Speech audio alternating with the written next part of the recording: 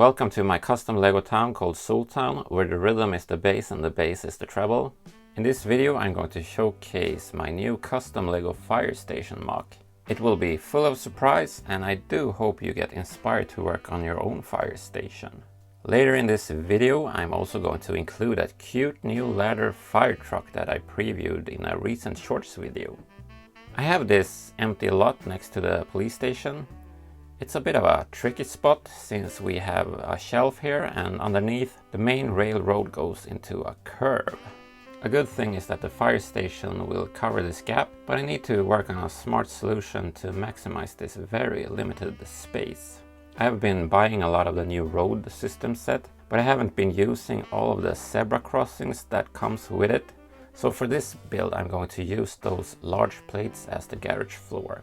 The slopes will fit just like I on purpose planned the tiling around them. We're going to have two garage roll-up doors and an entrance to the reception on the left side. A pretty classic solution for Lego fire stations, but a one that I just like. I was debating with myself if I should build brick-based doors like on my Ghost Bastards HQ, but it seemed to me that that solution would take up too much space when opening the doors. Here's the ground floor. When placed like this, I don't really think this looks like zebra crossings. The stripes looks more like warning stripes, that this is areas where you shouldn't chillax at due to moving trucks and that kind of nonsense. These groove slide parts are of course practical, but they're not that romantic. Touch me in me back, she said, I'm Mr. Rowe. So let's cover them with this more detailed type of a facade. The reception also needs to look fancy with this lovely fire station sign and an axe. Oh, that even smells good. Is that Axe Dark Temptation roll-on I'm smelling? And let's put in some smaller details for the interior, like safety bars. Now for the ground floor I'm not going to have full side walls, and that's for two main reasons. One, it's cheaper. Two, it's easier this way to access the fire trucks with my big man boy hands.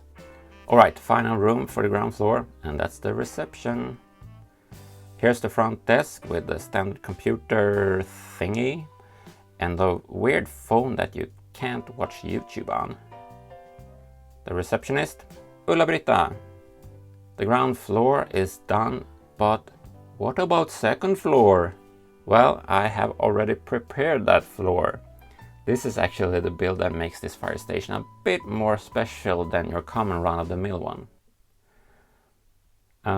Well, that doesn't look that special at all. It's kinda empty.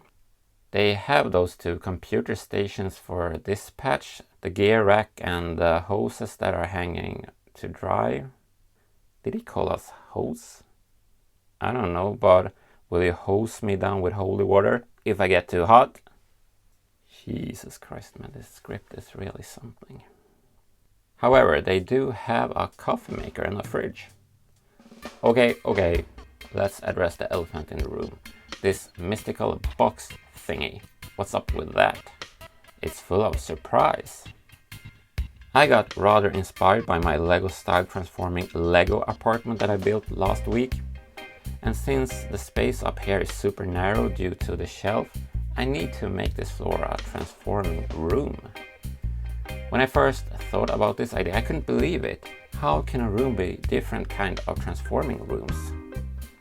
Well, we have slide outs hidden underneath the shelf in the box section. The coffee maker hides a small kitchen with a sink, an oven and a stove and a microwave oven. Practical. Behind the fridge we can find a bed, and behind this bar we find a second bed. So this room can comfortably sleep two firefighters. So cozy. Before nap time it can be a good idea for some Netflix and chill. Wink wink. So here's a TV and a nice couch. Let's not forget the importance of toilets. A bit cramped and open at the same time, but you can totally do your business if you're not too shy about it. It even has this button for flushing. Remember to flush every day. And behind here I think there's a sink because we need to wash our hands proper. Let's have a look at all the slides. slide out. Pretty fun and cool, eh? Let's pop it in its place. Here's the roof that works as a lid for easy access. A lot of kids wants to be Minecraft YouTubers, police officers, doctors, astronauts. But when I grew up, I wanted to be a fire starter. Twisted fire starter. You're a fire starter. You're a fire starter. Twisted. I'm the bitch you hated. Bitch you hated. I'm the pain you felt intoxicated. Fire starter. Twisted starter. And remember, you're the fire starter. Twisted fire starter. It has that nice roof fire for entertainment. This roof holds a part of the larger old medieval castle stone wall. Now we're gonna have a look at the two fire trucks. Engine 1 is an older MOC I've made and it's super kawaii. So cute. For engine 4 I've based the wheelbase on the same base as the one for engine 1. The ladder spins around and extracts. Very practical. Now where are engines 2 and 3, you may ask? Well, they kinda don't exist. This is an old Soviet Union trick where you give your fleet lower and higher numbers so the enemy thinks you have a larger fleet than you really have. Man, those old comments sure were funny. I gotta say that I think this build looks rather. Here we can see how important color is for your buildings. Compare this with the neighboring police station that has a very black and dark front. That building disappears in the layout, so I want to rework the facade for it sometime in the near future. With that said, don't leave candles burning without your supervision. Stay out of the nonsense, stay awesome, and please subscribe.